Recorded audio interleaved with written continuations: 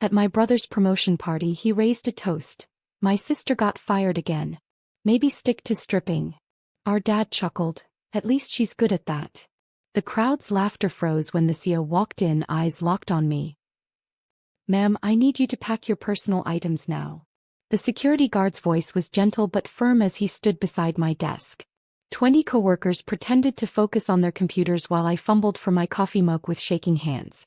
This wasn't a performance review or a warning meeting. This was the end. The cardboard box appeared out of nowhere. Karen from HR materialized beside me with that practiced sympathy face she probably learned in corporate training. Take your time, she said, but her foot was already tapping. The clock on my computer screen read 10:23 a.m. I'd been fired exactly 37 minutes into my Tuesday. My fingers moved automatically. Coffee mug first. The one that said "World's Okayest Employee," a gift from my college roommate. Then the small succulent I'd nursed back to health over 6 months. Its tiny leaves finally bright green after arriving half dead from the office supply catalog. My business cards went in next, still warm from the printer. Willow Hayes, Senior Systems Analyst. I'd been so proud of that title. Before we continue, I want to thank you for joining me in sharing stories about women who refuse to stay silent.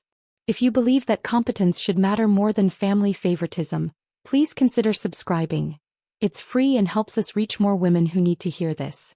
Now let's see how this unfolds. The photo frame was the hardest part.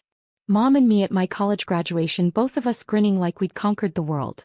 She died 2 years later, never getting to see me land this job, never knowing how Harrison himself had shaken my hand on my first day and said, "We need more people like you around here."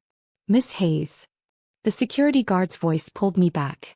I realized I'd been staring at the photo for too long. Everyone was watching now, not even pretending to work anymore. Sarah from accounting had her hand over her mouth. Tom from IT kept glancing between me and his monitor like he couldn't believe what he was seeing. I couldn't blame them. I'd been the reliable one. The person who stayed late to fix everyone's problems, who brought birthday cakes for coworkers I barely knew, who volunteered for the projects nobody wanted. I'd never been written up, never missed a deadline, never given them a reason to doubt me. But that was the story of my life, wasn't it? Being perfect had never been enough. Growing up, I was the daughter who followed every rule. Color-coded homework planners in elementary school. Perfect attendance awards displayed on the refrigerator. National Honor Society certificate framed in the hallway. While Finn was getting suspended for starting food fights, I was tutoring struggling classmates for free. The first crack in my golden daughter facade came during senior year. Finn had cheated on his SATs. Not well, mind you, just enough to scrape into community college. Instead of consequences, Dad bought him a brand new truck. He needs encouragement, Dad explained when I asked why my perfect scores only earned me a pat on the head.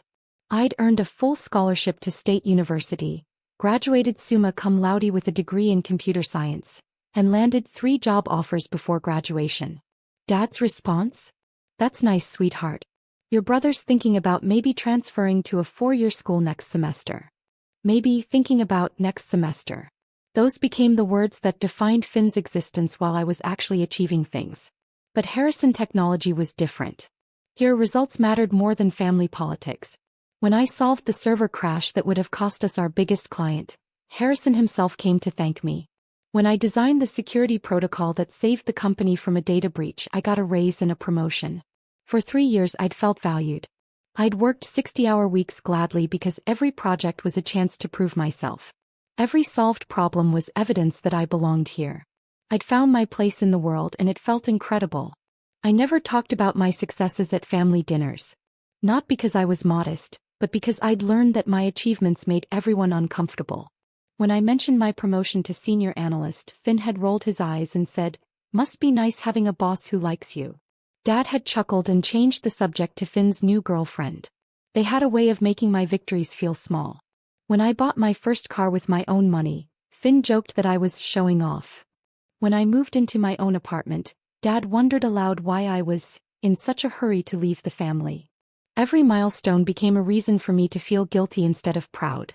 The irony wasn't lost on me now, sitting in my car in the parking garage with a box of personal items in my lap. The job that had finally made me feel worthy was gone, and I hadn't even been given a reason why. Just a form letter about restructuring, and a security escort to make sure I didn't steal any staplers on my way out. My phone buzzed with a text from Dad. "How's work going, sweetheart?" I stared at it for a long time before typing back, "I got fired." His response came back in 30 seconds. A thumbs up emoji. Not "what happened?" or "are you okay?" Just a thumbs up like I told him about the weather. Then Finn's text arrived.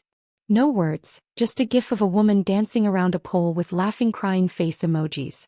He'd managed to turn my professional devastation into a joke before I'd even processed what happened to me. I sat in that parking garage for an hour watching people stream in and out of the building where I used to belong. The rational part of my brain knew I needed to update my resume, start making calls, begin the job search process. But a deeper part of me, the part that had been collecting small hurts and dismissals for 28 years, was finally waking up. This wasn't just about losing a job. This was about a lifetime of being the golden daughter who was never quite golden enough. And for the first time in my life, I wasn't planning to smile and try harder. I was planning to find out exactly why I'd been thrown away. 2 weeks of unemployment had turned my apartment into a fortress of self-pity. Empty coffee cups lined my kitchen counter. My laptop sat unopened on the dining table, and I'd worn the same pajama pants for 3 days straight. The routine was simple. Wake up, check job boards, feel overwhelmed, order takeout, repeat. Then the invitation slid under my door like a knife. Heavy cardstock paper with gold-trimmed edges. The kind Dad always insisted on for important family events. My name was written in elegant calligraphy across the envelope. Miss Willow Hayes. Not beloved daughter, or even just Willow. Miss Hayes, like I was a distant acquaintance being invited out of obligation. I tore it open with my thumbnail, already knowing what I'd find inside. Join us in celebrating Finn's promotion to executive director at Morrison & Associates. The date was set for this Saturday. The location was the country club where Dad held all his business events. Dress code, formal. No mention of my recent firing. No acknowledgement that 2 weeks ago, I'd lost everything while apparently Finn was climbing corporate ladders. Just a cheerful invitation to celebrate the Golden Boy's latest achievement. I threw the invitation on my coffee table and stared at it for 20 minutes. Executive Director. Finn couldn't spell, definitely, without autocorrect. And somehow he'd landed a position that would have taken me years to reach. The same Finn who'd cheated his way through college was now making 6 figures while I was rationing ramen noodles. My phone rang at exactly 6:30 p.m. Unknown number, but something made me answer. "Willow, this is Harrison." His voice sounded different, strained, almost whispered. "We need to talk. In person. Tonight." "Mr. Harrison, I don't think that's..." "Please. There's something you need to know about why you were fired. Something about your brother." The coffee shop he chose was across town, the kind of place where nobody from our industry would accidentally show up. Harrison was already there when I arrived, hunched over a corner table with his back to the wall. He looked older than I remembered, with dark circles under his eyes and a nervous energy that made my stomach clench. "Thank you for coming," he said, gesturing to the chair across from him. "I wasn't sure you would." "What's this about, Mr. Harrison? If you're feeling guilty about firing me..." "I didn't fire you." The words came out flat, definitive. "I was forced to let you go." I felt my face flush. Forced by who? He pulled out his phone and slid it across the table. On the screen was a photo, grainy but clear enough. A younger Harrison at what looked like a college party, arm around a girl who couldn't have been more than 17. Both of them holding red cups, both clearly intoxicated. "This was 25 years ago," he said quietly. "A party at my fraternity. That girl was my girlfriend's younger sister visiting for the weekend. Nothing happened, we were just talking, just posing for pictures." But without context. I stared at the photo, understanding creeping over me slowly. "Someone threatened you with this. Your brother." Harrison's voice was barely audible. "He showed up at my office 3 weeks ago with this photo and a fabricated report claiming I'd been inappropriate with female employees. Said he'd go to the media, the board, my wife if I didn't clean house." The coffee shop suddenly felt too hot. "Clean house? Fire you? Specifically you?" Harrison met my eyes. "He said you were getting too comfortable in your position, that you might start expecting promotions you hadn't earned. He wanted you gone before you could become a threat to his own career prospects." My hands were shaking now. His career prospects. Finn doesn't even work at your company. He's been networking. Apparently he's friends with some of our board members' sons. Golf buddies, I think. He mentioned wanting to apply for positions in our industry, said having a sister in senior management might create conflicts of interest. The pieces fell into place with sickening clarity. Finn hadn't just destroyed my career, he'd planned it. Calculated it. Used fabricated evidence to force my boss into firing me. Also, he could pursue opportunities in my field without having to compete with his more qualified sister. Why are you telling me this now? I asked. Harrison leaned forward. Because I found out the photo was doctored. The girl in the picture, I tracked her down. She's 38 now, married with 3 kids. She confirmed the party was a college event, that she was 21 at the time. Your brother had digitally altered her appearance to make her look younger. You have proof. Enough to bury him. Harrison pulled the phone back. The question is, what do you want to do about it? I thought about the invitation sitting on my coffee table. About Finn's smug face when he'd sent me that stripper gif. About Dad's thumbs up emoji when I told him I was fired. About 28 years of being treated like my achievements didn't matter. I want my job back, I said. Done. You can start Monday if you want. Harrison paused. But I get the feeling you want something more than just your job back. He was right. Something was crystallizing in my mind. Not revenge exactly, but justice. Finn thought he was untouchable because he'd always been Dad's favorite, because he'd learned to charm his way out of consequences. He'd counted on me being too nice, too passive, too much of a good girl to fight back. The promotion party, I said. Will you be there? Harrison's eyebrows raised. Your father invited the entire Morrison and Associates board. It's supposed to be a networking event disguised as a family celebration. Perfect. A room full of the people Finn wanted to impress, the connections he was counting on to build his career. The same career he'd destroyed mine to protect. I stood up from the table. Mr. Harrison, I'll see you Saturday night. Willow, what are you planning? I smiled for the first time in 2 weeks. I'm planning to show my family exactly who they've been underestimating. When I got home, I picked up the invitation and found my phone. The RSVP line went straight to Dad's assistant. This is Willow Hayes, I said. I'll be attending Finn's promotion party. Please mark me down as a +1. Oh, wonderful. Your father will be so pleased. Any dietary restrictions? Just one, I said, staring at my reflection in the dark window. I don't swallow lies anymore. Dad's text came an hour later. So glad you're coming, sweetheart. Wear something modest this time. Lots of important people will be there. I typed back, don't worry, Dad. I'll wear exactly what the occasion calls for.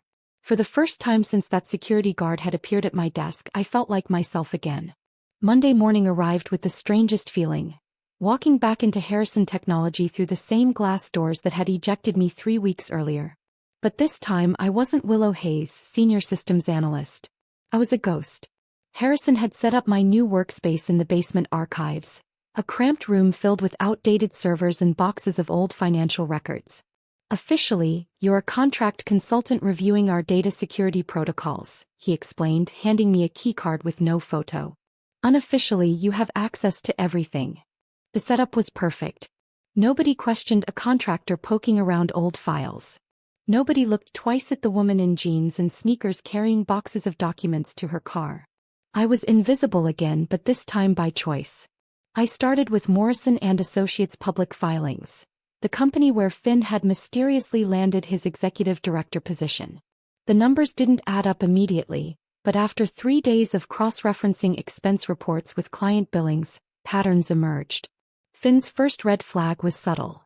A series of consulting payments to a company called Strategic Solutions LLC that didn't seem to exist anywhere except on paper. I traced the business registration to a P.O. box in Delaware, paid for with a credit card that led back to one of Dad's subsidiary accounts. Strategic Solutions had billed Morrison and Associates for $47,000 in market research over the past 6 months. The exact period when Finn had been networking his way into their good graces. My hands were steady as I photographed every document. This wasn't just nepotism, this was fraud. The coffee shop across from Morrison and Associates became my second office. I'd sit by the window with my laptop watching employees come and go, learning their routines. Jennifer from accounting always grabbed lunch at 12:30. Marcus from IT took smoke breaks every hour on the dot. And Finn left for 2-hour client meetings every Tuesday at 3 p.m. Those weren't client meetings. I followed him once, feeling ridiculous and exhilarated at the same time. His client meeting was actually a golf lesson at the country club, paid for with a Morrison & Associates corporate card. The instructor confirmed it when I called, pretending to be from their billing department. "Oh yes, Mr. Hayes' standing appointment," she chirped. "Every Tuesday for the past 4 months. Such a dedicated student. Dedicated to embezzling, maybe. But the golf lessons were small change compared to what I found in the Vegas receipts. Finn had convinced Morrison & Associates to send him to 3 different industry conferences in Las Vegas over the past year. I called each conference organizer. 2 of the conferences didn't exist. The third had been canceled due to low registration, but somehow Finn had spent $8,000 of company money during a week when he was supposedly attending sessions that never happened. The hotel receipts told a different story. Room service charges for 2 people, spa treatments, dinner reservations at restaurants that cost more than most people's rent. Finn hadn't been networking. He'd been living it up on someone else's dime with what appeared to be a rotating cast of companions. Each piece of evidence felt like a small victory, but I needed more than financial irregularities. I needed to understand how deep this corruption went and who else was involved. That's when I met Margaret. She was cleaning Harrison's office one evening when I was pulling late-night archive duty. 60-something with shrewd eyes and the quiet confidence of someone who'd been ignored for so long that people forgot she had ears. "You're the girl who got fired," she said matter-of-factly, emptying the trash can. "I'm a contractor now," I replied carefully. Margaret snorted. "Honey, I've been cleaning offices for 30 years. I know the difference between hired and rehired." She paused, studying my face. "Question is, what are you really doing down here in the basement?" Something about her directness made me decide to trust her. "I'm trying to prove that my brother destroyed my career to cover up his own crimes. The pretty boy who was here a few weeks ago? Throwing around threats and acting like he owned the place." My pulse quickened. "You saw him. Saw him, heard him, cleaned up after his little tantrum when Mr. Harrison wouldn't play ball fast enough." Margaret set down her supplies and leaned against the desk. "He left some interesting papers in the conference room trash. Figured they might be important someday." She reached into her cleaning cart and pulled out a manila folder, slightly wrinkled but intact. Inside were printed emails between Finn and someone named D. Morrison, presumably Dad's contact at Morrison & Associates. The emails were damning. Finn hadn't just blackmailed Harrison. He'd been coordinating with Dad to systematically eliminate me as competition in the industry. They'd identified 3 other companies where I might potentially find work and had begun spreading rumors about my instability and family loyalty issues. "Your brother's not very smart," Margaret observed as I stared at the papers. "Left these sitting right on top like he wanted someone to find them." "Why are you helping me?" I asked. Margaret's expression hardened. "Because 30 years ago I was the smartest accountant in this city. But I was also a single mother who couldn't afford the right clothes or the right connections. Men like your brother, and your father, they've been keeping women like us down for decades. Time someone fought back. He became my most valuable ally." Margaret had access to every office, every computer, every conversation that people thought was private. She brought me security footage of Finn's meetings with Morrison executives, recordings of Dad bragging about handling the Willow situation, and financial documents that painted a clear picture of systematic corruption. But the most valuable thing Margaret gave me was perspective. "You're not just fighting for your job," she said one evening as we organized evidence in the basement. "You're fighting for every woman who's been told she's too emotional, too ambitious, too threatening to the boys' club. Don't just beat them, honey. Destroy the system that created them." The promotion party was now 5 days away. I had 3 boxes of evidence, a dozen witnesses, and a plan that would expose not just Finn's corruption, but the entire network that had protected him. I also had something else. The quiet satisfaction of knowing that while they thought I was broken, I'd been building their destruction from the ground up. Saturday night arrived with unseasonable warmth. The kind of evening that made the country club's outdoor terrace feel like a stage set for wealthy people's theater. I pulled into the circular driveway at exactly 7:20 p.m., 10 minutes early, just as I'd planned. The valet who took my keys did a double take when he recognized me. Word traveled fast in our small social circle. I was the Hayes daughter who'd been fired, the family disappointment who somehow still had the audacity to show up looking composed in a navy blue dress that cost more than most people's car payments. I'd chosen the outfit carefully. Professional enough to command respect, expensive enough to signal I wasn't broken, and conservative enough that Dad couldn't find anything to criticize. Every detail was calculated, from my understated jewelry to the leather portfolio I carried like armor. The country club's main ballroom buzzed with conversation and clinking glasses. Crystal chandeliers cast warm light over round tables draped in white linen, each centerpiece a small mountain of roses that probably cost more than I'd spent on groceries in a month. The bar was doing steady business, and I could already spot familiar faces from Morrison and Associates mingling with Dad's usual business associates. Finn held court near the windows, his face flushed with alcohol and attention. Even from across the room I could see he was already 3 drinks past professional. His laugh was too loud, his gestures too broad, his confidence inflated by the admiration of men who saw dollar signs when they looked at him. "Didn't think you'd show, sweetheart." Dad appeared beside me with his trademark smirk, the same expression he'd worn when I was 12 and had accidentally broken his golf trophy. No pole on this stage. The men around him chuckled on cue, corporate executives who'd built careers on knowing when to laugh at the boss's jokes. I recognized most of them, board members from various companies, partners from law firms, the kind of men who made decisions about other people's futures over 18-hole golf games. "Hello, Dad," I said, accepting the champagne flute a server offered. "Lovely party. Well, it's not every day your son becomes an executive director." His chest puffed with pride that had never been directed at me. Finn's really found his calling. Natural leadership, you know.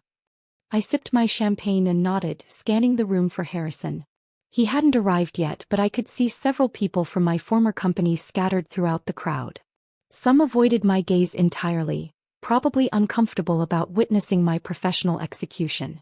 Others glanced at me with expressions I couldn't quite read. Pity, curiosity, or maybe something closer to respect. "You were always too smart to fit in here," a voice said behind me. I turned to find Linda Morrison, one of the senior partners' wives. She was in her 60s, silver-haired and sharp-eyed, with the kind of confidence that came from decades of watching men underestimate women. "Mrs. Morrison," I said, surprised by her directness. "Oh, call me Linda. I've been watching you tonight, dear. You carry yourself differently than the last time I saw you." She studied my face with the intensity of someone who'd learned to read people for survival. Like someone who knows something the rest of us don't. Before I could respond, the sound of feedback from the microphone cut through the conversation. Finn had claimed the small stage at the front of the room, swaying slightly as he adjusted the microphone stand. "Ladies and gentlemen," he announced, his words slightly slurred but still commanding attention. "Thank you all for celebrating with me tonight.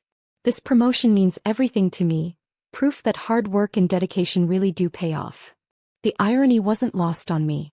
I watched Dad beam with pride, watched the Morrison and Associates executives nod approvingly, watched a room full of successful people celebrate a fraud.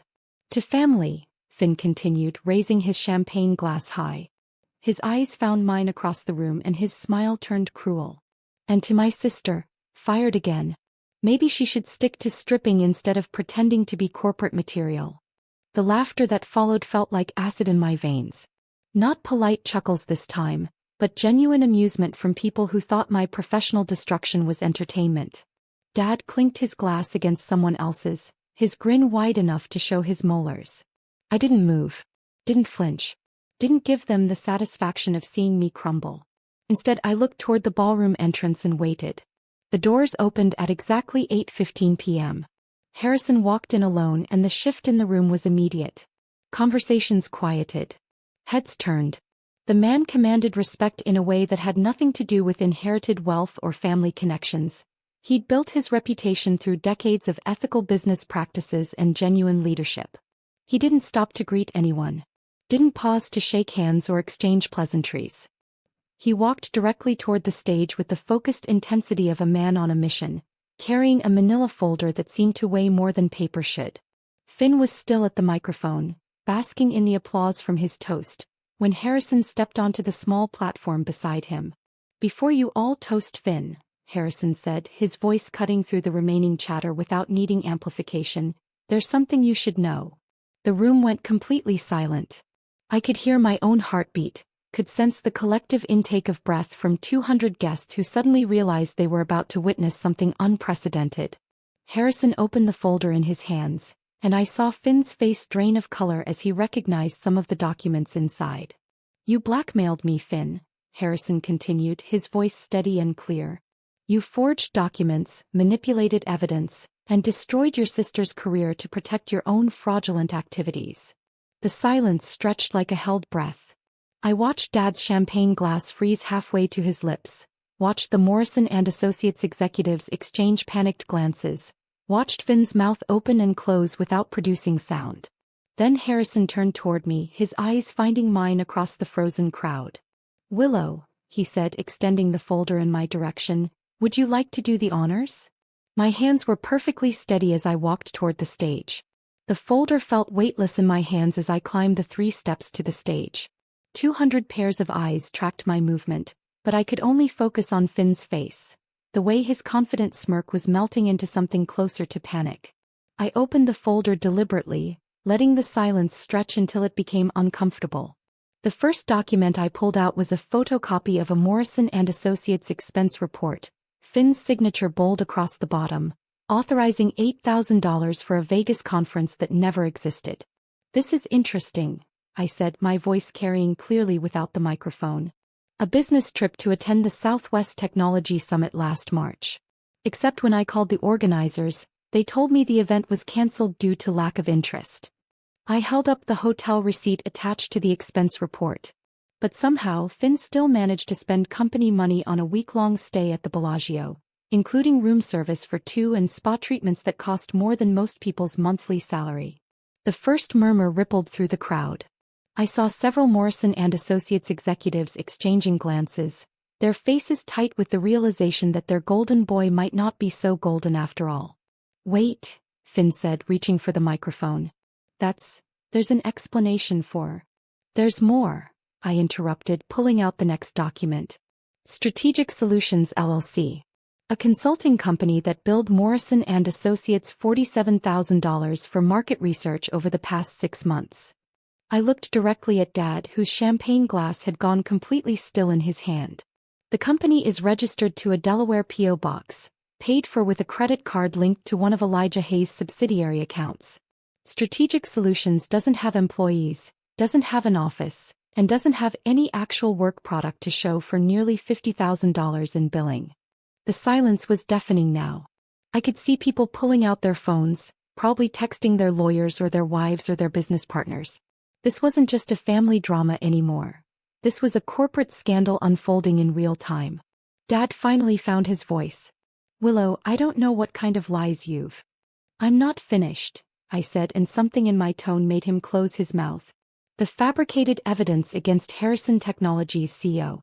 The doctored photograph designed to look like inappropriate conduct with a minor. The systematic campaign to destroy my reputation at other companies in the industry." I pulled out a printed email chain and held it up for the room to see. "These are communications between Finn Hayes and David Morrison, planning my professional destruction to eliminate me as competition. They identified 3 companies where I might find employment and began spreading rumors about my mental stability and family loyalty. David Morrison, a distinguished man in his 60s who sat at one of the front tables, had gone completely pale. His wife was staring at him with an expression that suggested this conversation would continue at home.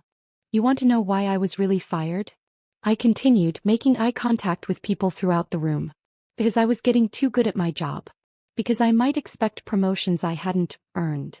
Because having a competent woman in senior management might create conflicts of interest when Finn decided to pursue opportunities in my field." The temperature in the room seemed to drop 10 degrees. I watched Linda Morrison lean over to whisper something urgent in her husband's ear, watched several other wives do the same thing at their respective tables.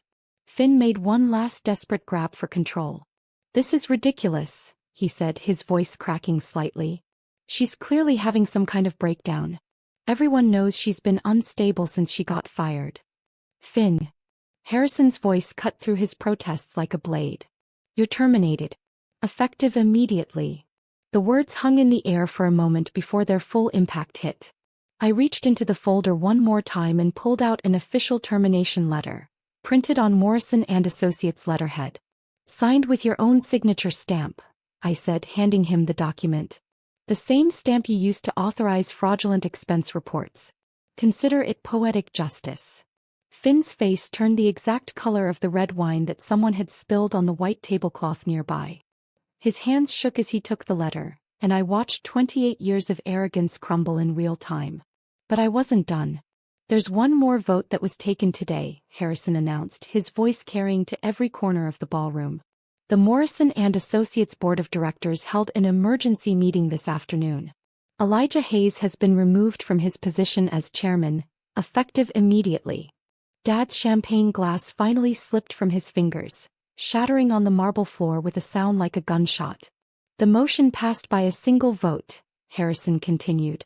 "The deciding vote was cast by the newest member of the board, someone who was unanimously approved this morning based on her extensive experience in corporate systems analysis and her demonstrated commitment to ethical business practices." Every eye in the room turned to me. I felt a strange calm settle over my shoulders, like putting on a coat that finally fit properly. "You cast the deciding vote?" Dad's voice was barely above a whisper. I looked at him, really looked at him, for what felt like the first time in years. The man who had dismissed my achievements, laughed at my humiliation, and actively participated in destroying my career. "You taught me this game, Dad," I said quietly. "You just never expected me to play it better than you." Security appeared at the edge of the crowd, not dramatically, but with the quiet efficiency of professionals who had been briefed on the situation. 2 men in dark suits waiting for their cue. Finn was still staring at his termination letter when they approached. "This isn't over," he said, but his voice had lost all its earlier confidence. "You can't just—" "Actually we can," Harrison said. "And we have. Security will escort you both out." As they were led away, Finn protesting loudly about betrayal and lawsuits, Dad maintaining his dignity even as his world collapsed, something extraordinary happened. Someone started clapping. It was Linda Morrison, her gloved hands coming together in slow, deliberate applause. Then her husband joined her, despite everything. Then the woman at the next table. Then more. Within 30 seconds half the room was applauding. Not the polite golf clap of social obligation, but genuine appreciation for what they'd just witnessed. I raised my champagne glass toward the crowd, feeling lighter than I had in months. "To family," I said, echoing Finn's earlier toast, "and finally being good at something." The laughter that followed wasn't cruel this time. It was cathartic, relieved, almost celebratory. I had become the story they thought they were writing, but with an ending none of them had seen coming. The applause was still ringing in my ears when I finally made it home that night, my heels clicking against the marble lobby of my apartment building with a different rhythm than usual. Confidence maybe. Or just the sound of someone who no longer had to apologize for taking up space. I poured myself a glass of wine, the expensive bottle I'd been saving for some theoretical future celebration, and sat on my couch still wearing my navy dress, still processing what had just happened. My phone buzzed constantly with messages from people who'd been at the party, but I ignored them all. This moment belonged to me alone. Morning came with unusual clarity. No grogginess, no existential dread, no checking my phone for job listings. For the first time in months I woke up knowing exactly where I was supposed to be. Harrison had texted at 6 a.m., board meeting at 8. "Big changes coming. Hope you're ready." I was more than ready. The Harrison Technology lobby looked the same as always. Polished marble floors, floor-to-ceiling windows, the subtle hum of success in the air. But something felt different when I walked through those glass doors. The security guard who had escorted me out weeks ago nodded respectfully. The receptionist who had avoided eye contact during my termination looked up with genuine warmth. "Good morning, Ms. Hayes," she said, and I realized I'd never actually learned her name during my previous 3 years here. "Good morning, Rachel," I replied, reading her nameplate. "Beautiful day, isn't it?" Her smile widened. The most beautiful I've seen in months. The executive floor buzzed with unusual energy. Staff members I'd worked with before offered quiet congratulations as I passed. Some seemed genuinely happy for me. Others looked nervous, probably wondering if my return meant their own positions were in jeopardy. Harrison was waiting in the boardroom with several other executives I recognized from the previous night's festivities. The atmosphere was businesslike but warm, with an undercurrent of excitement that felt infectious. "Willow," Harrison said, standing as I entered. "I'd like you to meet your new team." The introductions blurred together. Vice presidents of various departments, senior managers, people whose names I'd seen on company directories but had never worked with directly. What struck me wasn't their credentials but their expressions. These weren't people going through the motions of corporate politeness. They looked genuinely interested in what I might bring to the table. "Before we dive into logistics," Harrison said once everyone was seated, "I want to address the elephant in the room. What happened last night wasn't just about exposing corruption at Morrison and Associates. It was about acknowledging that I, had failed to protect one of our most valuable employees." He looked directly at me. "The board unanimously voted to offer you the position of Chief Operating Officer, effective immediately. But more than that, we want to rebuild this company's culture to make sure what happened to you never happens to anyone else." The title hit me like a physical force. Chief Operating Officer. Not just getting my old job back, but a position 3 levels above where I'd started. The kind of role I'd dreamed about but never dared to expect.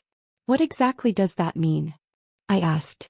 "It means you're in charge of operations across all departments," said Janet Morrison, Linda Morrison's daughter-in-law, I realized, and apparently a senior executive in her own right. "It means you have the authority to implement the changes you think this company needs.